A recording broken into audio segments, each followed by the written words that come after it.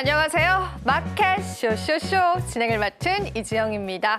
자, 우리 증시 2024년도를 마무리 지었습니다. 시장을 움직일 만한 굵직한 이벤트들도 있었지만요. 내부적인 리스크들이 좀 부각을 받으면서 참 힘든 시장을 견뎌낸 것 같습니다. 그렇다면 앞으로 2025년도의 증시를 어떤 시선으로 바라보면 좋을지 저희가 오늘은 특별한 방송을 준비했습니다. 자, 먼저 저희가 오늘 같은 경우에는요. 아듀 2024 우리가 2024년도의 증시를 돌아보면서요. 내년도의 증시에 관한 다양한 시장의 시선들을 함께 해드릴 겁니다. 오늘은 특별히 KR리서치의 김대준 대표님께서 함께 해주실 거니까 여러분들이 시장에 관한 많은 힌트들 얻어가시면 좋으실 것 같습니다. 또한 저희 방송 유튜브 통해서도 여러분 시청하실 수 있기 때문에 많은 참여 부탁드리고요. 저희 방송에서 제공해드리는 정보는 투자 판단에 대한 조언일 뿐입니다. 가치 판단과 상승 하락을 보장하고 있지는 않다는 점 다시 한번 유의 부탁드립니다. 서울경제TV와 서울경제신문은 당사 브랜드입니다. 당사 사측간 피해 사례도 늘고 있기 때문에 그 부분도 유의해 주시면 감사하겠습니다. 자, 전문가님 만나보기에 앞서서요. 저희가 오늘 또 먼저 준비한 코너가 있습니다. 2024 한국 증시를 다시 돌아보면서요. 또 앞으로 시장에 관한 다양한 시선과 힌트들 함께 해드리겠습니다. 자, 그렇다면 마켓 쇼쇼쇼 이제 본격적으로 출발합니다. 네, 은혜로운 섹터 장은희입니다. 오늘은 좀 특별하게 2024년 증시 정리에 대해서 이야기 나누어보도록 하겠습니다. 먼저 차트 통해서 알아가 보도록 할게요. 먼저 코스피입니다. 1월 2일에 2645포인트에서 거래를 시작했었는데 마지막 종가 살펴봤더니 결국에는 2400선까지 내어주면서 2399포인트로 마감 지었습니다. 전형적인 차트 보시면 아시겠지만 상고하 저의 흐름인 것 확인을 해볼 수가 있습니다. 특히 지난 7월 11일 같은 경우에는 2900선까지 목전해두면서 진짜 코스피 3000비 가는 거 아니냐라는 기대감이 많이 일었었죠. 그렇지만 기대감은 기대감일 뿐이었습니다. 쭉 그대로 내림세를 걷기 시작하면서 12월 9일 같은 경우에는 2360포인트까지 터치하는 안타까운 흐름 나오기도 했습니다.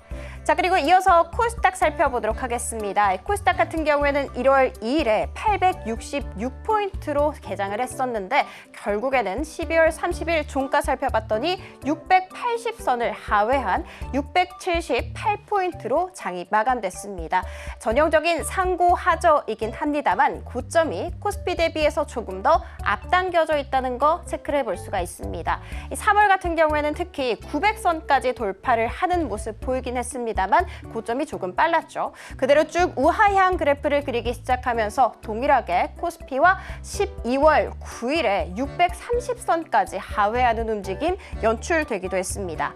자, 그러면 저희가 지금부터 시작해서 이슈에 대해서 하나씩 살펴보도록 하겠습니다. 먼저 올 한 해 시가총액 살펴봤더니 무려 254조 원이나 증발했다고 합니다. 코스피 같은 경우에는 시가총액 160조 원이나 급감을 했고요. 코스닥 같은 경우에는 시가총액이 94조 원이나 쪼그라든 것을 확인을 해볼 수가 있습니다. 코스피 시가총액 감소를 이끈 것은 삼성전자라고 해도 과언이 아닐 것 같습니다. 삼성전자 시가총액 올 한 해에만 무려 148조 원이나 증발을 하는 모습 연출되기도 했습니다. 올해 우리 주요국 증시 등락률 한번 살펴보면 훨씬 더 뼈가 아픕니다. 코스피와 코스닥 같은 경우에는 각각 9% 넘게 21% 넘게 급감을 하는 반면에 미국의 나스닥 같은 경우에는 30% 넘는 강한 슈팅이 나오기도 했었고요. 그리고 우리 주변 국가라고 할 수 있는 중국과 일본 같은 경우에는 각각 14% 넘게, 일본 같은 경우에도 19% 넘게 급등세를 보이기도 했습니다. 당장 총알이 오고 가고 있는 러시아 증시에서도 20% 넘게 급감을 하긴 했습니다만 우리 코스닥 대비해서는 선전했다라고 볼 수가 있겠죠. 실제로 살펴봤더니 34개국 중에서 40개국 국가대표 중에서 우리 코스닥 지수가 최하위를 기록했다는 점 다시 한번 체크해 드리도록 하겠습니다. 자, 그러면 이슈 하나씩 체크를 해보도록 할 텐데요. 일단 AI를 빼놓을 수가 없을 것 같아요. AI 기술이 본격화되기 시작하면서 우리 글로벌 증시에서 강력한 상승 재료가 됐습니다. 특히 골드만삭스에서는 이 AI가 향후 10년간 글로벌 GDP에 무려 7조 달러의 부가가치를 창출할 것이다라고 이야기를 하기도 했습니다. AI의 대장이라고 할 수 있는 엔비디아 같은 경우에는 한때 시가총액이 3조 달러까지 돌파를 해내면서 애플을 제치고 1등 자리를 굳건히 하는 모습 연출되기도 했습니다. 이렇게 AI발 이슈로 인해서 반도체와 같은 하드웨어뿐만이 아니라 소프트웨어 그리고 뒤이어서는 AI는 전기 먹는 하마다라는 일념 아래 원전과 ESS, 전력 설비 강한 상승 탄력 붙기도 했었죠.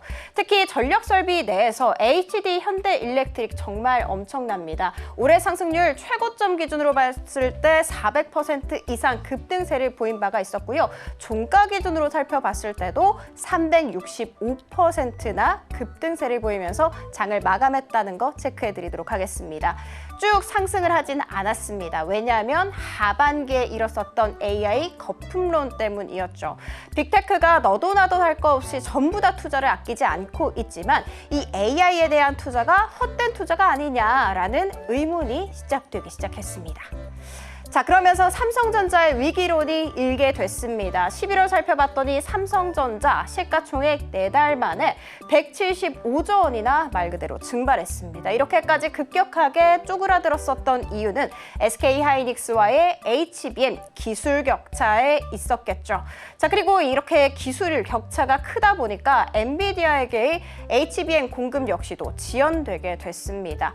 사실 계속해서 이 공급에 대한 기대감이 일긴 했습니다. 다만 불은 계속 지피는데 군불도 나지 않고 연기만 자욱한 상황이 연출됐었죠. 결국에는 무산됐다라는 거 체크해드리도록 하겠습니다. 내년에는 조금 더 기대를 걸어보도록 할 테고 공급 지연뿐만이 아니었습니다. 원자재 가격이 급등세를 보였고요. 구매력은 감소하고 있습니다. 그리고 미중 갈등 역시도 고조되고 있는 상황 속에서 애플과 화웨이와 같은 이런 스마트폰 경쟁사들의 도약은 삼성전자의 주가를 계속해서 끌어내리는 모습이었습니다.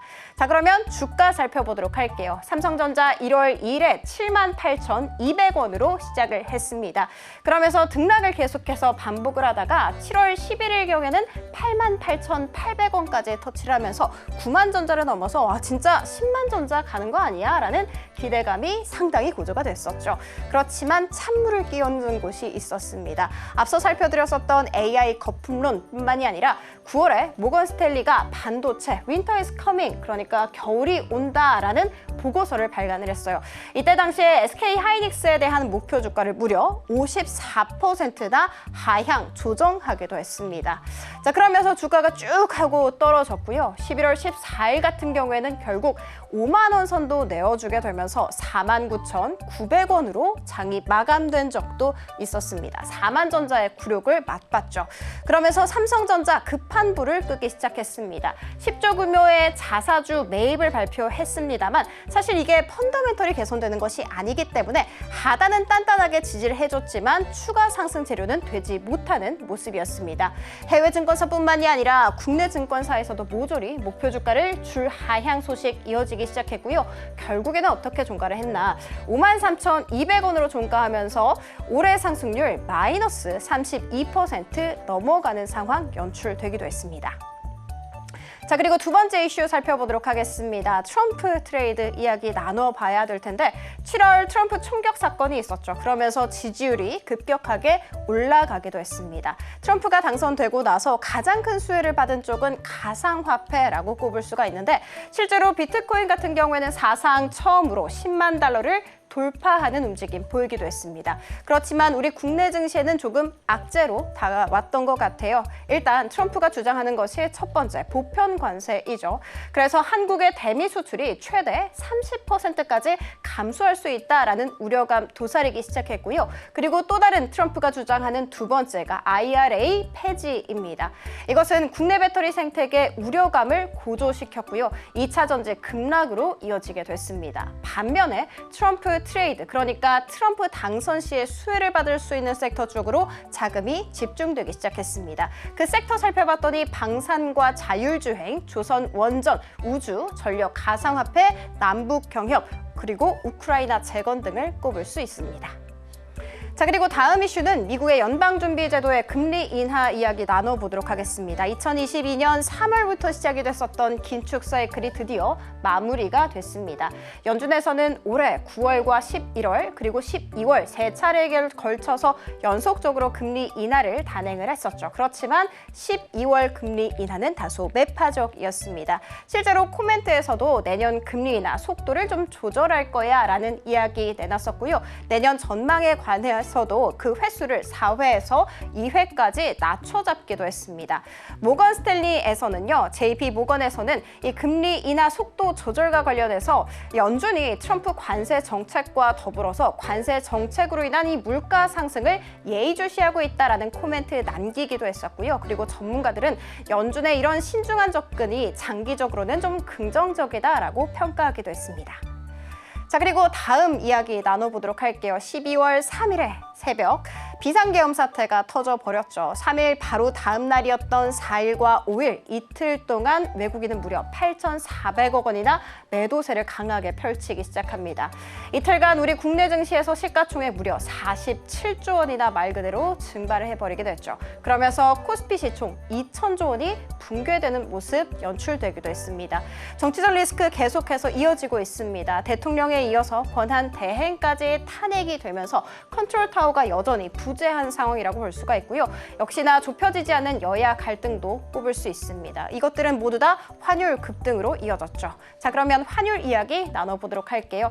비상계엄 사태가 있기 전에, 그러니까 12월 3일에 원달러 환율 1,402원으로 마감이 된 바가 있었는데 정치적 리스크가 계속해서 고조되게 되면서 27일 글로벌 금융위기 당시였었던 2009년 이후 사상 처음으로 1,480원을 돌파를 해버렸습니다. 물론 정치적 리스크도 한몫을 했지만 한국은행도 한몫했습니다. 금리 인하 같은 경우에는 이번에 10월과 11월 연속으로 2번 깜짝 금리 인하를 해버렸죠. 뿐만이 아니라 추가적으로 내년에 또 금리 인하를 할 것이다라는 예고 역시도 환율 급등을 이끌게 됐습니다.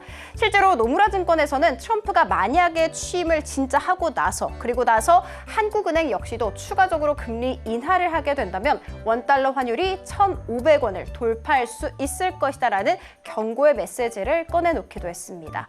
자, 그리고 서울경제신문이 국내 500대 기업을 대상으로 실시한 조사에 따르면 기업이 전망하는 내년 원달러 환율 같은 경우에는 1,400원에서 1,450원에 대거 밀집되어 있는 거 확인을 해볼 수가 있습니다. 반면에 기업이 감내할 수 있는 원달러 환율 같은 경우에는 1,350원에서 1,400원에 가장 많이 분포가 되어 있는 것 확인해 볼 수가 있습니다. 그 평균 한번 살펴봤더니 일단 전망 측에서는 1,416원이었고요. 감내 측에서는 1,300원대입니다. 간극이 상당히 크죠. 실제로 그 간극 같은 경우에는 25원 이상이라는 점 체크. 이렇게 감내 가능한 환율보다 전망 확률이 훨씬 더 높다는 것도 알아갈 수가 있었습니다. 자, 그래서 개인들은 어떻게 하고 있을까? 보따리를 너도 나도 할 것 없이 싸고 있습니다. 투자 이민 행렬이 줄지어 이어지고 있는데 11월 미국 주식 보관액이 사상 처음으로 1,000억 달러를 돌파를 했습니다. 그리고 바로 그 다음 달 12월 같은 경우에는 더 큰 폭으로 오름세를 보여주기 시작하면서 1,176억 달러에 거의 근접, 이제는 1,200억 달러를 바라보고 있는 상황입니다. 2023년 말 680억 달러를 기록했었는데 이때와 비교해서 무려 73%나 폭증했다라고 볼 수가 있겠죠. 자, 그리고 개인들은 왜 이렇게 보따리를 싸고 있을까? 국내 증시에 대비해서 미국 증시가 월등히 좋기 때문입니다. 그리고 앞으로 더 좋을 것이라고 예상을 하기 때문이겠죠. 만약에 트럼프가 집권을 하게 되면 미국 중심주의 정책을 펼칠 것이고 강한 미국이 될 것이며 추가적으로 연준이 금리 인하에 나서주게 되면 미증시 추가 상승할 것이다 라는 기대감이 모이고 있는 것입니다. 개인들은 계속해서 떠나고 있고요. 그리고 외국인은 좀처럼 돌아오지 않고 있습니다. 내년에도 우리 증시 하락할 것이다 이렇게 예상을 해야 될까? 저는 아니라고 생각합니다. 왜냐하면 이 차트가 있기 때문이죠. 코스피 연봉 차트로 한번 준비를 해봤습니다. 1998년 이후 현재까지 딱 한 번 빼고 음봉 다음에 다 양봉이 나온 거 확인을 해볼 수가 있습니다. 그리고 그 딱 한 번이 2013년과 2014년이거든요. 그런데 캡처를 해서 살펴드린 것처럼 시가가 이 종가보다 조금 더 높아서 그렇지 종가가 0.72% 상승한 것 확인을 해볼 수가 있습니다. 이 모든 것을 다 종합을 했을 때 100%의 확률로 1998년 이후 단 한 번도 빠짐없이 한 해에 마이너스로 마감을 하게 되면 그 다음에는 꼭 플러스로 마감했다. 이렇게 정리를 해볼 수가 있겠죠. 코스피 같은 경우에는 올해 마이너스 9%대 보이면서 마감이 됐습니다. 그러니까 내년에 확실하게 플러스 전환할 수 있을 것이다라는 긍정의 기대 걸어보도록 하겠습니다. 자, 2024년 증시 정리 한번 해봤습니다. 이어서는 정말 중요한 이야기 나눠보도록 할 텐데요. 2025년 증시 전망에 대해서 나눠보도록 할게요. 기대되시죠? 다음 코너도 기대하쇼쇼쇼!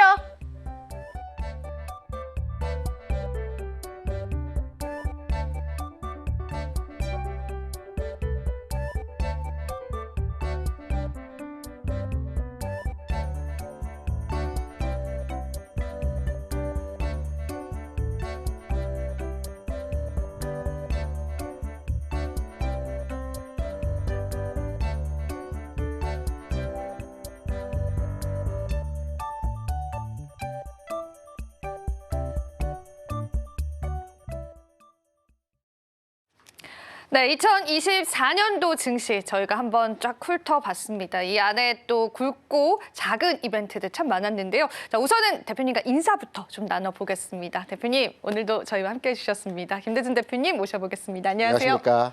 네, 저희가 또 유일하게 지금 생방송을 하고 있지 않습니까? 네. 그만큼 대표님께서 오늘 좋은 인사이트들 많이 주셨으면 좋겠습니다. 물론입니다. 네, 쭉 저희와 지켜보셨는데 우선은 이제 리스크들에 관한 이야기들을 좀 나눠보면 좋을 것 같아요. 좀 눈에 띄는 리스크들, 주요 이벤트들 한번 체크를 해주실 수 있을까요? 올 한 해 리스크라고 한다면 단연 환율을 꼽을 환율, 수가 그렇죠. 있겠죠. 앞서서 이제 은혜로운 섹터에서 네. 올해 한 해 시장을 일목요연하게 정리를 해주셨는데 네. 저도 귀에 쏙쏙 들어오더라고요. 그리고 여기서 하나 놀랬던 게 뭐냐면 올 한 해 중국 증시마저도 상승을 했는데 그러니까요. 네. 국내 증시 하락했다라는 점이 조금은 쇼킹했습니다. 네. 그런데 이제 올 한 해 있어서 이제 리스크들이 굉장히 많고 리스크의 최절정에서의 첫 번째 요인으로 꼽는 것은 환율이라고 말씀을 드렸는데 네. 환율의 상황 왜 올 한 해 가장 큰 리스크로 주요하게 작동을 했느냐면 이렇게 말씀을 드려볼게요. 올 초 환율은 1,300원대에서 출발을 했어요. 네. 종가는 1,470원대이기 때문에 한 12% 정도 상승을 했죠. 네. 그런데 달러 인덱스, 달러 지수를 평가해 보게 되면 올 초 100에서 출발해서 지금 107.5기 때문에 한 7, 8% 정도 상승을 올랐네요. 했습니다. 네. 달러 대비해서 원 달러의 환율이 12% 상승을 했기 때문에 불안감이죠. 그리고 외국인 매도가 여기에 가중되었다라는 점을 판단해 볼 수 있겠는데 우리 앞서 은혜로운 섹터에서 설명을 해줬지만 올해 지수의 출발점은 2,600 중반에서 출발했고요. 네. 7월 11일까지만 하더라도 2,900을 육박하는 지수의 흐름이 보여졌거든요. 8월에 어떤 일이 있었습니까? 엔캐리. 엔캐리가 자금 있었죠. 이탈. 블랙몬데이가 있었습니다. 그렇죠. 네. 엔캐리 자금 이탈 또한 환율을 자극하는 요인입니다. 그리고 11월에는 어떤 일이 있었을까요? 계엄이 있었. 미 대선이 계엄전이었죠. 있었죠. 미 대선이었습니다. 미 대선 네. 또한 달러 강세 고금리를 네. 유발시키는 환율에 작동하는 흐름에서 요인입니다. 그리고 12월에는 국내 정치적 이슈가 리스크가 있었죠. 있었죠. 이것도 네. 마찬가지로 환율의 상승을 네. 끌어낼 수 있는 요인이었다라고 볼 수가 있기 네. 때문에 올 한 해 상고 하저가 나타났던 주요한 원인은 환율 변화에 대한 흐름으로서 국내 증시 하락이 작동되었다 이렇게 판단할 수 있을 것입니다. 그러면은 사실은 이 큰 리스크 중에서 환율 리스크 가장 네. 무게를 두고 계시잖아요. 앞서서 이제 저희가 브리핑을 통해서 네. 기업이 감내할 수 있는 환율의 수준에 관한 이야기가 했어요. 저는 이 부분이 혹시나 이제 실적 악화로 이어지지 않을까에 대한 걱정감이 좀 있거든요. 은혜로운 섹터에서 연봉을 말씀해주면서 내년도 시장에 대한 긍정적인 시그널을 흐름을, 작동시켰습니다. 네. 그럼 참 환율을 통해서 네. 그나마 좀 최근에 불안정한 환율 상황에 대해서 일부 긍정적인 시그널로의 말씀을 한번 드려보겠습니다. 네. 우리가 이제 환율이라고 하는 것이 계속해서 올라만 갈 것 같죠? 네. 아닙니다. 환율은 길게 보면 일정 박스 내에서 추세를 가지고 움직이거든요. 그러니까 오르내림의 반복적 과정을 진행하는 게 환율 시장에서의 흐름들입니다. 네. 앞서 잠깐 말씀드렸지만 2008년도에 1,600원까지였던 환율이 다시 1,100원대, 뭐 1,000원대까지 하락을 했고요. 그 이후에 뭐 1,400원 그리고 최근에 1,500원 육박하는 환율의 상황이 나타났지만 환율은 넓게 보면 일정 수준에서의 환율 상승이 나타난 후에 제자리 수준에서의 환율로 보여주죠. 돌아가게 네, 됩니다. 그럼 맞아요. 제자리 수준에서의 환율이 어느 정도이냐? 네. 20년 내 평균 환율, 그러니까 일시적으로 환율 가격이 올라갔던 상황을 제외하고 네. 평균 측면에서의 환율 상황을 보게 되면 1,150원에서 1,200원 사이입니다. 이게 20년 내에서 평균적으로 평균치. 움직였던 네. 평균치의 네. 가격입니다. 그래서 환율의 상황은 다시 회귀할 것으로 보고 있는데 다만 어느 수준까지의 환율 상황을 작동시킨 이후에 회귀할지 이 네. 부분은 이제 경기 동향 상황과 여러 가지 변수들에 대한 영향도가 있을 수 있겠죠. 그런데 결론적으로 말씀드릴 때는 환율의 지금 수준에서의 흐름은 추가 상승이 나타날 수는 있겠지만 네. 거의 박스 상단 가격을 지나고 있는 이러한 흐름에서의 모습이기 때문에 여기서 뭐 1,800원, 1,900원, 2,000원은 이런 뻗어나가는 환율 상황에서의 흐름이 아닌 거고요. 그렇습니까? 고점을 네. 터치해 가는 상황에서의 흐름들이 있다. 왜? 앞서 말씀드렸죠. 국내 원달러 환율만이 주구장창 올라갈 수 있는 상황이 아니고 네. 달러와 연계된 흐름에서의 모습들이 진행이 되어야 되거든요. 그러면 달러 인덱스의 상황이 최근 107.5를 중심으로 해서 여전하게 고점을 태핑하고 있는 형태의 모습입니다. 국내 원달러만 올라갈 수는 없습니다. 최근에 정치적 이슈로 일부 상승 흐름이 나타나긴 네. 했지만 달러 인덱스와 연계된 흐름에서의 모습들을 판단해 보게 될 때 가격적인 측면에서는 고점 상황을 지나고 있지 않겠느냐 이렇게 해석을 하고 있습니다. 좋습니다. 자, 환율 쪽을 체크를 해봤다면 그 다음으로 우리가 걱정이 되는 게 정치 리스크. 그렇죠. 근데 이제 지난 탄핵 전국 때는 오히려 지수가 올랐던 경우도 있었습니다. 근데 지금은 또 저희가 어느 정도 장담을 할 수 없다라는 시선들이 좀 있는데 어떻게 생각을 하세요? 지난 2016년도를 말씀하시는 네, 거죠. 네. 그때 상황을 제가 짧게 말씀을 네. 드릴게요. 2016년도에도 마찬가지로 미국의 대선이 있었습니다. 11월에 있었고요. 그때도 탄핵이 있었습니다. 있었어요. 네. 그 당시에 지수 상황 흐름을 설명을 드리면 미국 증시는 연일 고점을 갱신하면서 대선 이후에 주가 상승의 흐름이 진행이 됐어요. 네. 다만 국내 증시는 12월 중순까지 약 한 달 정도의 시차를 두고. 가지는 시점에서 디커플링 현상이 나타났어요. 네. 12월 중순 이후에 주가는 동조화 현상의 흐름을 보여줬습니다. 뒤늦게 출발해서 상승 흐름이 진행되었죠. 이때 2,500포인트까지 갔습니다. 2,000포인트에서. 환율 상황도 지금과 비슷합니다. 그때 당시의 환율은 1,140원 수준에서 움직이는 상황에서 흐름이 진행됐다. 트럼프가 당선이 되고 지금과 같이 미국 우월주의 그레이트 아메리카를 네. 표방하면서 네. 1,140원에서 1,210원까지 급등했던 네. 환율이 이후에 다시 해가 바뀌면서 1,000원 수준까지 하락하는 기간차를 뒀긴 하지만 하락하는 이러한 모습에서의 상황을 만들어냈습니다. 그랬기 때문에 지금과 그때의 상황이 아주 흡사하다라고 말씀하시는 내용들도 일부 동의합니다. 동의는 하지만 네. 다만 그때와 지금이 조금 다른 부분이 무엇이냐면 네. 그 당시에는 2016년도에는 우리 경제 성장률이 2.8%였고요. 2017년도로 넘어가면서 성장률이 3.2% 수준에서의 성장이 가속화되는 현상들을 보여줬기 때문에 지수적 측면에서의 흐름들도 2,000포인트에서 2,500포인트까지 상승의 흐름이 만들어졌던 것이죠. 그런데 지금 상황에서의 흐름을 보게 되면 지난해 우리 경제 성장률 1.7%였습니다. 네. 올해 마감을 해봐야 알겠지만 2.4% 수준에서의 성장률을 예측하는 대부분의 경제 지표들이 진행이 되고 있어요. 네. 내년도 경제 성장률에 대해서 1% 수준에서의 흐름들을 예상을 하고 있습니다. 그래서 지금 상황에서 내년도 지수 시장에 대한 전반의 흐름을 우리가 예상해 볼 때 경기가 회복되고 경제 성장률 자체가 수반이 되어야지만 주시장의 전반의 흐름이 개선이 되어질 것이다라는 점을 판단해 볼 수 있는데요. 이 경기와 경제에 대한 부분들은 지금 단원에서 내년 경기가 어떻게 될 것이다라고 판단할 수는 없는 것이고요. 지금 글로벌리 네. 미국도 그렇고요, 일본도 그렇고요, 중국도 그렇고 우리나라도 그렇지만 내년도 화두는 경기 회복과 성장률입니다. 그렇죠. 미국도 소비 중심의 성장률이 최근까지 이루어져서 어느 정도 경제를 뒷받침하고는 있지만 소비 중심의 경기 회복 과정에서의 흐름들은 한계가 있거든요. 투자 진행이 되어야 돼요. 네. 일본도 마찬가지, 중국도 마찬가지, 우리도 마찬가지이기 때문에 글로벌리 내년 시장에서의 화두는 경기 회복, 성장, 이 화두가 될 가능성이 높다라고 판단을 해볼 수 있을 것입니다. 그럼 관련한 종목들도 여기에 맞춰서 진행되겠죠. 그러면 이제 경기 회복 가능성이 좀 중요하다라고 보여지면은 우리가 또 네. 우리 지수의 하락 중에서 가장 큰 요인 중에 하나가 외국인 이탈 쪽이었잖아요. 그렇죠. 그 부분은 개선될 가능성이 있을지 좀 궁금해들 하실 것 같아요. 이 부분도 마찬가지로 환율입니다. 환율 봐야 된다, 같이.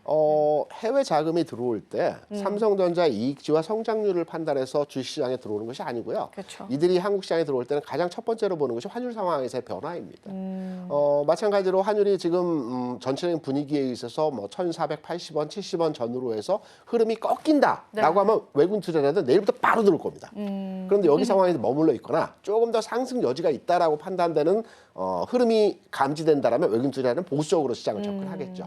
이런 맥락점에서 본다라면 여전히 환율 상황에서의 흐름이 외국인 투자자들이 국내 증시에 들어오느냐 아니면 보수적으로 시장을 판단하느냐 이 부분에 대한 그 선택지의 판단을 우리가 알아볼 수 있는 거죠. 그래서 앞서도 잠깐 말씀을 드렸지만 환율 상황에서의 흐름들은 지금 고점을 치닫고 있는 상황에서의 흐름이기 때문에 추가적인 상승 일부 측면에서의 흐름들은 나타날 수 있겠지만 여기서 뻗어나가는 환율 상황에서의 흐름들은 아닐 것이라고 판단되기 때문에 올 한 해 외국인 투자자는 삼성전자에 대한 뭐 대규모 매도가 진행이 되었지 않습니까? 맞아요. 그럼 네. 내년에도 이와 같은 외국인 투자자들의 삼성전자를 비롯한 국내 증시에 대한 매도가 올해와 같은 매도가 진행되기는 조금 쉽지 않을 것이다 라는 측면으로서 이해가 되고 있습니다.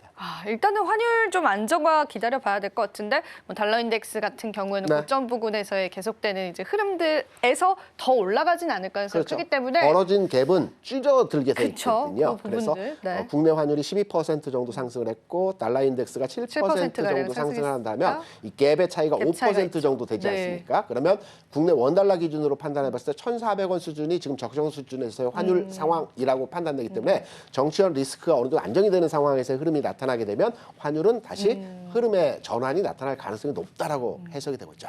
말씀하신 것처럼 좀 시나리오가 펼쳐졌으면 좋겠고 각각의 증권사에서도 이제 코스피 지수에 관한 밴드를 전망을 했습니다. 옆에 네. 저희가 자료를 준비를 해놨는데 지금 보면 신한투자증권에서는 3,000포인트를 넘게도 전망을 하더라고요. 그래서 대표님이 생각할 때는 어느 쪽에 조금 더 무게를 두고 우리가 이 코스피 밴드를 좀 전망을 해봐야 될지 한번 이야기를 좀 들어보면 좋겠습니다. 올해 시장이 좋지 않았다라고 다들 이해하고 계시는 내용이 아주 근본적인 내용이 무엇이냐면 최근 시장에서의 흐름이 8월 이후에 주가가 6개월 연속해서 하락 추세를 보여주고 있죠. 맞아요. 통상적으로 지수가 하락하는 과정에서도 맥시멈 4개월, 많게는 5개월 정도 하락을 하게 되면 반등을 주는 게 일반적인 상황에서 최근까지에서의 시장 흐름이었습니다. 그렇죠. 그런데 최근에 시장은 6개월 연속해서 주가가 음봉 형태의 모습을 만들어주면서 하락하고 있기 때문에 투심 측면에서 위축되어진 상황에서의 흐름이었고요.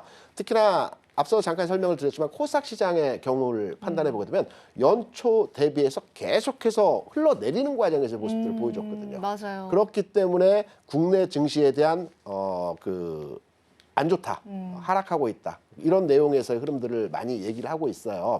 그런데 지수적 관점, 이제 각 증권사에서 레포트 형태로 내놓고 있는 지수적 관점에서의 흐름을 우리가 판단해 보게 된다라면 뭐 역사적 저평가라는 건 누구나 다 알고 계시지 않겠습니까? 정말 이제는 누구나 아는 거고 네. 평균치가 2,340포인트 선이더라고요. 평균치를 내보면은 굉장히 보수적으로 너무 보수적이지 않을까 싶기는 한데요. 네. 증권사에서 나오는 레포트들의 대부분은 후행적인 형태 레포트들이 그쵸. 많습니다. 네. 왜냐하면 미리 앞질러 가서 시장에 대한 전망과 예측치를 판단하는 것이 아니고 올라가면 올라가는 대로, 내려가면 내려가는 대로의 흐름대로 맞춰서 지표로요?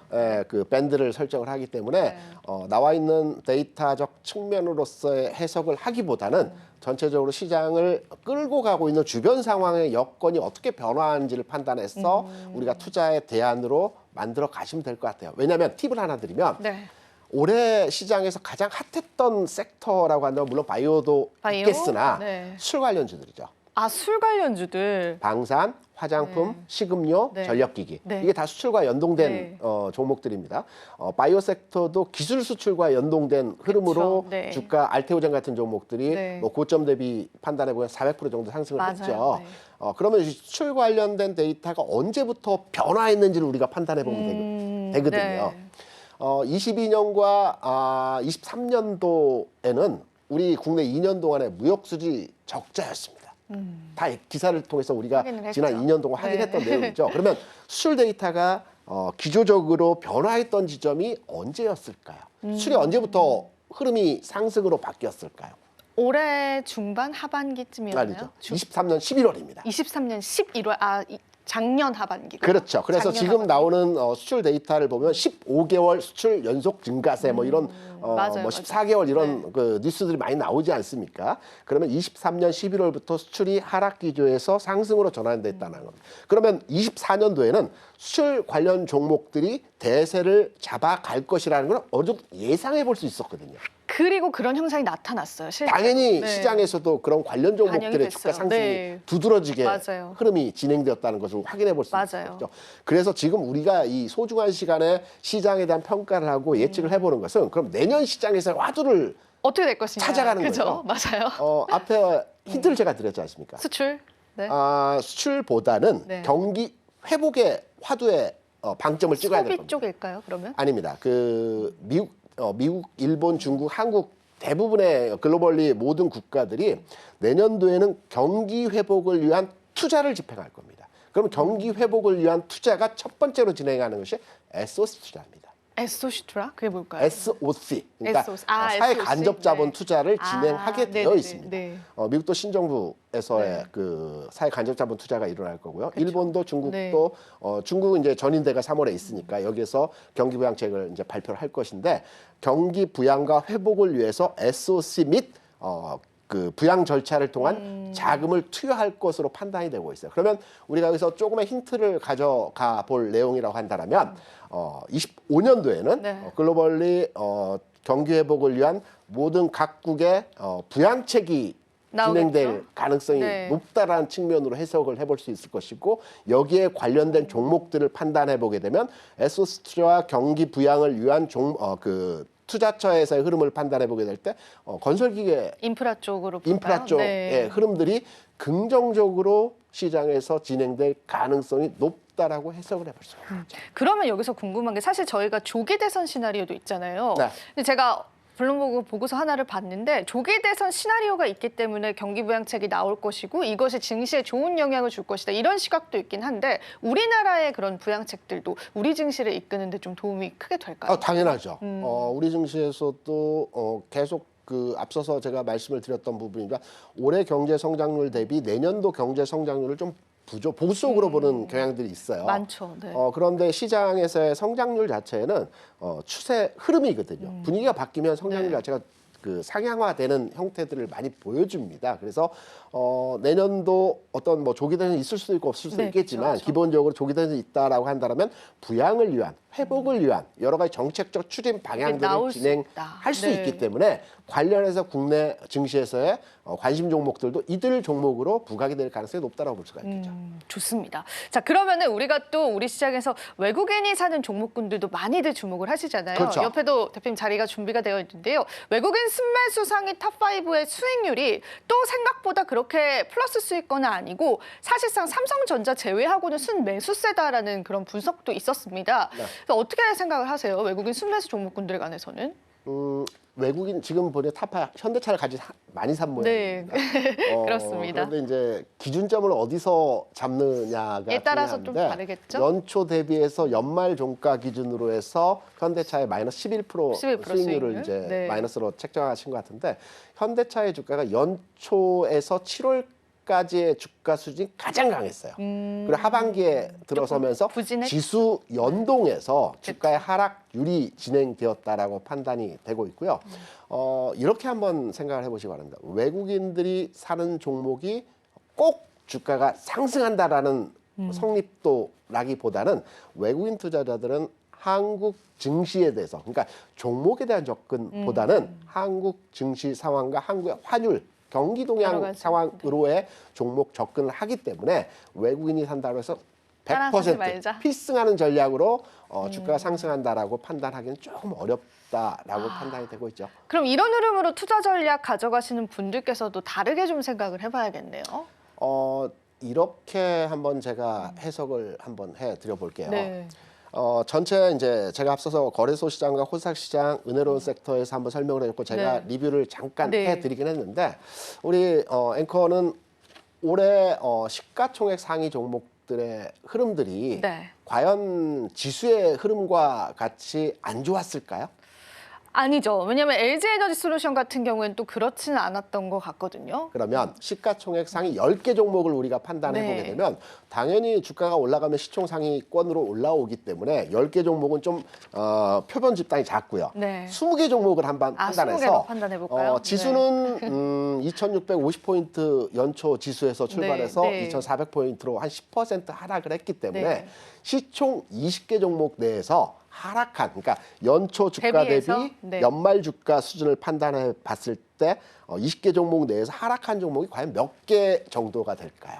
이거는 제가 정말 맞춰야 될 것 같은데요. 대략적으로만 한번. 대략적으로요. 네. 8개 정도 될까요? 7개입니다. 7개입니까? 네. 이제 대표적인 종목이 삼성전자, 삼성전자. LN솔이고요. 그리고 네이버가 최근에 반등을 주긴 했지만 한 11% 정도 마이너스가 나왔어요. 여기 LG화학, 그다음에 삼성 SDI, 삼성물산 방금 전에도 네. 말씀을 하셨지만 이런 종목 그리고 포스코홀딩스 이 종목들이 올 한 해 전체적인 수익률 자체가 마이너스 마이너스였어요. 수익률. 근데 반대로 13개 종목은 올랐다는 얘기거든요. 올랐다는 거네요. 지수는 그렇네요. 결과적으로 10%가 하락을 했는데 시총 스펙트럼을 20개 종목까지 넓혀 보더라도 13개 종목은 올랐다는 얘기입니다. 그렇네요. 네. 그렇다면 이 내용을 기반으로 해서 전체적인 시장의 방향성과 투자 주체들의 흐름들을 보게 되면 시총 상위 20개 종목의 흐름들을 보게 되면 기관이나 외국인이 선호하는 종목 중심으로 편제돼 있다라고 볼 수가 있죠. 그런 외국인이나 기관이 선호했던 종목들은 수익률 자체가 그렇게 나쁘지는 않았다라는 거죠. 앞서 잠깐 현대차를 기반으로 해서 보여드렸었죠. 상위 네. 5개 종목에 대해 수익률이 그다지 좋지 않다라고 말씀을 네. 해주셨는데 요 표본을 좀 넓게 봅시다. 펼쳐보면 모집단을 넓게 봅시다. 넓게 네. 보면 나쁘진 않았다라는 거예요. 나쁘진 않았다. 외국인과 네. 기관이 선호하는 종목 중심으로 해서는 그렇게 나쁘지 않아요. 다만 개인 투자자들이 시장에 대해서 하락에 대한, 그러니까 최근에 침체된 투심이 얼어붙은 상황에 대한 이해도를 가지고 계신 것은 코스닥 시장의 하락률이 컸다라는 지점이고, 그리고 연말 들어서 6개월 연속해서 최근 지수의 하락이 나타났기 때문에 투심 측면에서 위축이 돼 있다라는 측면으로서의 시장을 우리가 판단해 볼 수 있는 내용이죠. 네, 그래도 시가총액 상위 종목 20개를 놓고 봤을 때는 7종목 제외하고는 상승의 흐름을 보여줬는데 우리가 사실 시총 상위주들을 들여다보는 이유가 지수 연동도 있지만 뭐 지금 시장의 트렌드를 좀 반영하고 그렇죠. 있기도 하잖아요. 그렇죠. 그래서 저희가 옆에 보시면 코스피 코스닥의 시총 순위 변화에 관해서 2023년도 그리고 2024년도 이렇게 좀 나눠봤습니다. 네네. 여기서 이제 변화에 관해서 대표님의 코멘트들도 좀 듣고 싶고 그러면 2025년도에도 이런 시총 순위 변화가 일어날지 그 힌트를 어디서 찾아볼 수 있을까요, 대표님? 23년과 24년을 놓고 봤을 때? 비교해 보게 되면 네. 거래소 기준으로 한번 말씀을 네, 드려보게 거래소 되면 기준으로 보고. 큰 변화에서 흐름은 현대차가 이제 24년도에는 그 순위권 내에서 변화가 없는 내용이고요. 그리고 전체적으로 흐름들을 보게 되면 셀트리온이 들어왔습니다. 셀트론이 네, 이제 들어왔고. 들어오면서 네. 흐름이 바뀌었고요. 근데 올 한 해 셀트리온은 주가는 보합이었습니다. 전체적으로. 전체적으로. 그러면 트렌드 자체는 크게 변화한 것 2023년과 같지 24년 변화의 않아요. 그쵸? 흐름은 없었다. 다만 코스닥 시장에서의 흐름들은 좀 변화의 흐름들이 그렇네요. 진행이 되었다라는 부분으로 우리가 판단해 볼 수 있겠죠. 왜냐하면 코스닥 시장 같은 경우는 바이오 섹터가 올 한 해 올라왔어요. 굉장히 강했죠. 많이 그러면서 강했네요. 네. 거래소 시장 같은 경우는 23년과 24년 대비해서 시장에 큰 변화의 변화는 조짐은 없었고. 없었는데 코스닥 시장은 바이오가 대세적 흐름을 보여주면서 그렇네요. 시장의 네. 변화 트렌드가 바이오로 치중되는 그리고 여기에 2차전지가 좀 위축되는 위축되고. 이러한 현상에서의 모습들을 보여줬다라는 측면으로서의 해석을 해볼 수가 있겠죠. 그러면은 대표님 2025년도에 시총 변화로 떠오를 만한 그런 섹터군들도 혹시 보고 계신 거 있으세요? 혹시? 우리가 이제 23년과 24년의 시총 상위 종목만을 놓고 보니까 네. 트렌드 자체 측면에서의 흐름이 크게 변화하지 않은 것으로 해석이 되고 있죠. 해석이 됩니까? 그러면 네. 시차를 좀 약간은 길게 한 5년에서 7, 8년 정도 그렇게 본다면? 흐름을 네. 보게 되면 시총 상위 종목 내에서 빠져 있는 섹터가 있어요. 뭘까요? 그러니까 거래소 종목 중심으로 해서 보게 되면 전기전자 업종이 시총상위 내에서는 전혀 보이지가 않죠. 그렇네요. 그러니까 우리가 흔히 네. 우리나라 대표 섹터라고 하면 반도체를 꼽을 수 있을 거고요. 앞서 이제 네. 현차나 기아가 있겠지만 자동차 꼽을 수 있을 거고요. LG전자, 삼성전기를 기반으로 한 전기전자 섹터를 우리가 대표적인 그러니까 새 업종에서의 국내 주시장에서의 업종 대표주라고 보통 판단을 합니다. 여기 2차전지도 이제 일부 포함이 되긴 하겠지만 화학 업종에 포함이 되겠죠. 근데 전기전자 업종이 현재 시총 상위 10개 종목 그리고 20개 종목으로 나열하게 되더라도 전기전자 업종이 거의 없습니다. 그렇다 본다면 올 한 해 전체적으로 시총 상위권 내 종목에서 편제가 밀려졌던 종목들이 네. 시총 상위권으로 들어온다라는 판단 가정으로 해보게 될 때 전기전자 업종도 한번 눈여겨봐야 되지 않을까 이렇게 판단하죠. 대표적인 종목이라고 한다면 뭐 개인 선호도 가장 높았던 삼성전기 같은 종목. 삼성 전기. 네, 전기 같은 경우는 시총 상위권에서 30위권 이하이지만 네. 그래도 한 단계 올라가면서 주가와 상승과 함께 전기전자 업종 내에서의 흐름이 개선되는 이런 모습들, 뭐 PCB 업종도 마찬가지고요. 이런 모습들이 나타날 가능성이 있기 때문에 전체의 스펙트럼을 넓게 봤을 때는 전기전자 업종도 한번 눈여겨봐야 될 필요가 있을 것이다. 이렇게 생각합니다. 네, 좋습니다. 시총 상위 종목 저희가 변화에 대해서 시장 트렌드 한번 체크를 해봤고요. 이어지는 또 질문은 우리가 빼놓을 수 없는 매크로 변수입니다. 금리 인하 쪽에 관해서 이제 연준의 스탠스에 관해서도 최근에 이야기도 있었는데 연준의 금리 인하 속도 조절의 네. 배경은 무엇일까? 사실 지표상으로 경제는 좋잖아요. 그렇죠. 그래서 속도 조절을 합니까? 만약에 통상적으로 이렇다면 좀 파격적으로 해도 괜찮지 않습니까, 대표님? 지영 앵커 올 초에 네. 연준에서 나왔던 여러 가지 메시지 중에서 아주 시장에 임팩트 있게 영향력 있게 발현되었던 내용이 어떤 내용이었을까요? 점진적 금리 인하 뭘까요? 네.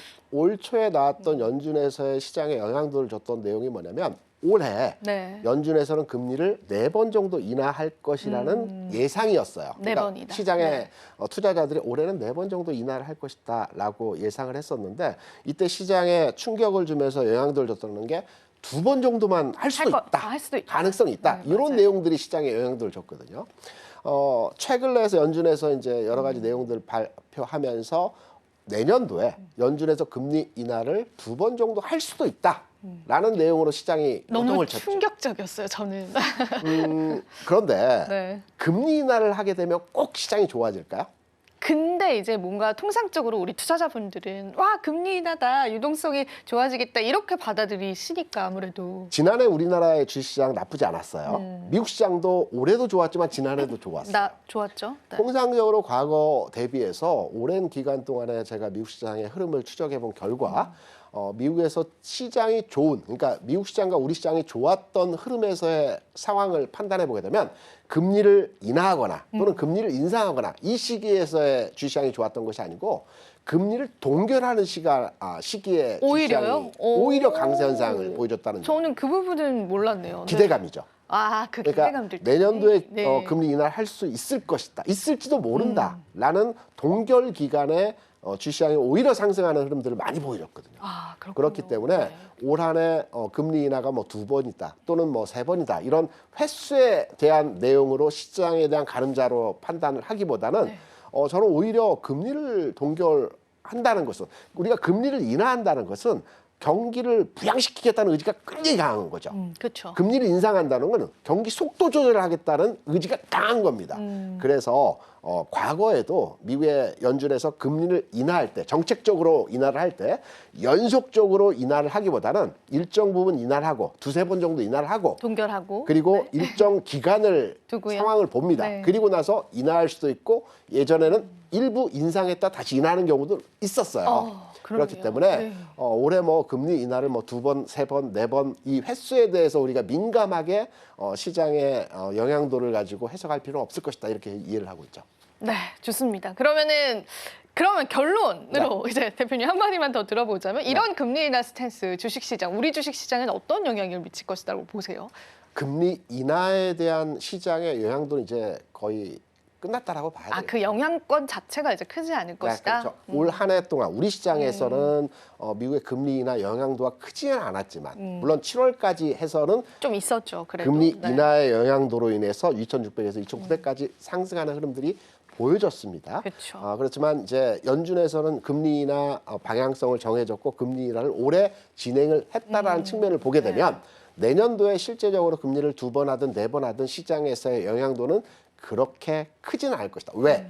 금리를 인하하더라도 과거와 같이 0.5, 1% 수준까지의 금리 인하를 가져가는 형태는 나타나지 않을 것이기 때문에 파격적 금리 인하는 없겠네요. 그렇죠? 추세적으로 계속 기간차를 두고 8번, 9번, 10번 금리 인하를 가져가는 형태로서의 진행은 나타나기 쉽지 않을 것이기 때문에 금리 인하와 연계된 시장에서의 흐름들은 이제 어느 정도 영향력이 벗어났다. 마무리가 되었지 않나.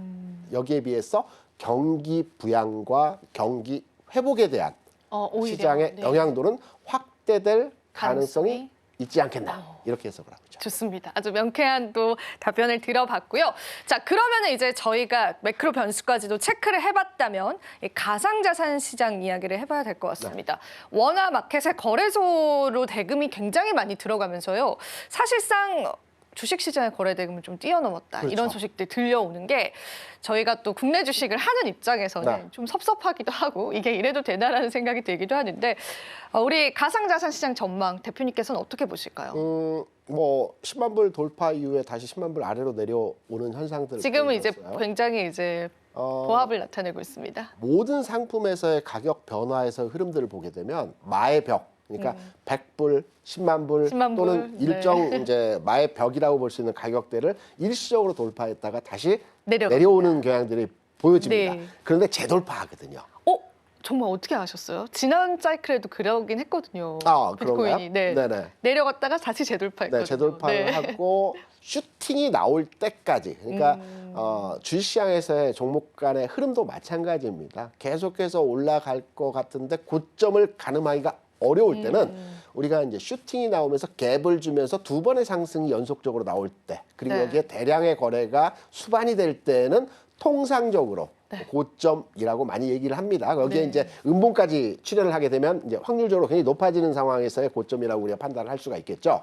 그렇다면 최근에서의 비트코인 시장에서의 네. 흐름들에서의 상황들을 판단해 보게 되면 일시적으로 10만 불을 돌파했다가 여러 가지 증시 주변 여건, 금융시장 변화의 상황에 따라서 오르내림의 모습들을 모습 보여왔죠. 반복적으로 네. 보여주고 있는데 여기에 추세가 하락으로 전환됐다든가 뭐 상당 기간 동안 침체 국면에서의 흐름으로 만들어 가겠다라는 측면보다는 조금은 정체된 시장 흐름과 연동돼서 위축된 상황에서 다시 재돌파를 위한 과정을 찾아가지 않겠느냐 이렇게 판단을 하고 있습니다. 그러면은 긍정적으로 굉장히 보시는 거네요. 그래도 아직까지는. 과거에도 보면 가상자산에서의 주가가 강할 때는 네. 기술주들이 통상 강한 흐름에서의 연동된 흐름들을 많이 그 보여줬어요. 뉴욕 증시랑 같은 연동으로 갔던가요? 그렇죠. 과거에도 네. 그랬고요. 지금도 뭐 비슷한 맥락점으로 주가 상황에서의 모습을 보여주고 있는데 저는 뭐 지난 시간에 네. 말씀드렸지만 파월 의장이 얘기했던 것처럼 거품은 비로소 꺼지고 나서야 그게 거품인 줄 알았다라고 얘기하는 것처럼 가상자산의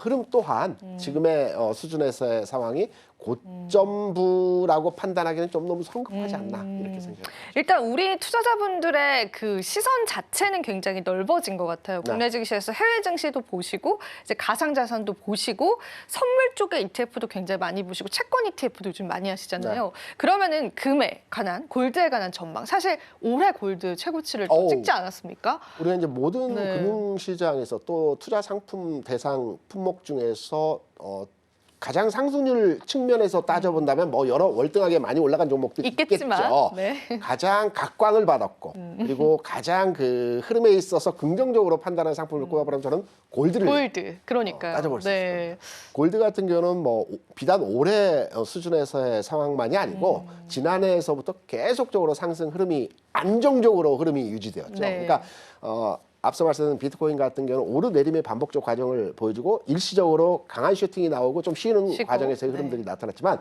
골드 같은 경우는 연속적으로 계속해서 조금씩 우상향만 합니다. 우상향만 네. 하는 흐름들이 진행이 되고 맞아요. 있거든요.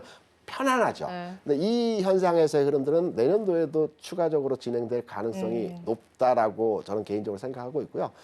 금은 이제 제한적인 상품이지 않습니까? 네. 제한적인 상품인데 추가 상승 가능성에 대해서 또 열어놓고 판단하시는 게 어떠할까 생각을 하고 있습니다. 네, 좋습니다. 골드에 관해서 굉장히 좀 긍정적인 흐름들 네. 전망해 주셨는데 오늘 이제 마지막 질문 드려야 될 것 같습니다. 2025년 증시 투자 이것만은 지키자. 우리 시청자분들에게 꼭 해주고 싶은 말씀 있으시다면 대표님 마지막으로 한마디 해주세요. 제가 현업에 있으면서 느낀 점입니다. 네. 주식시장에서 내가 수익을 꼭 내고 싶다. 돈을 벌고 싶다. 네. 이기고 싶다. 실패하지 않는 투자를 해보고 싶다라면 종목수를 줄여야 됩니다. 아, 종수를 줄이자. 철저하게 종목수를 줄이면서 어떤 한정된 자원을 통해서 슬림화된 그 포트폴리오를 가져가는 것이 절대적으로 수익을 낼 수 있는 방법 중에 하나입니다. 종목수가 많으면 관리가 안 됩니다. 그래서 내년도 투자 측면에서 우리가 절대적으로 이것만은 지키자라고 했을 때 가장 쉬운 방법이면서도 가장 효과적인 방법, 종목수를 내가 가지고 있는 계좌에 종목수가 5개 이상의 종목으로 편제돼 있다라고 한다면 5개 이하로 줄여 가시는 것이 절대적으로 승리하는 투자가 아닐까 이렇게 생각합니다. 네, 좋습니다. 자, 이렇게 해서 저희 또 대표님과 다양한 이야기 나눠봤습니다. 오늘 1부는 여기서 마무리해보도록 하고요. 또 저희 방송에서 제공해드리는 정보는 투자 판단에 대한 조언일 뿐입니다. 가치 판단과 상승 하락을 보장하고 있지는 않다는 점 다시 한번 유의 부탁드리겠습니다. 자, 2025 증시 전망 잠시 후 2부에서도 이어지니까요. 여러분들 많은 시청 부탁드리겠습니다. 오늘도 시청해주신 여러분 고맙습니다.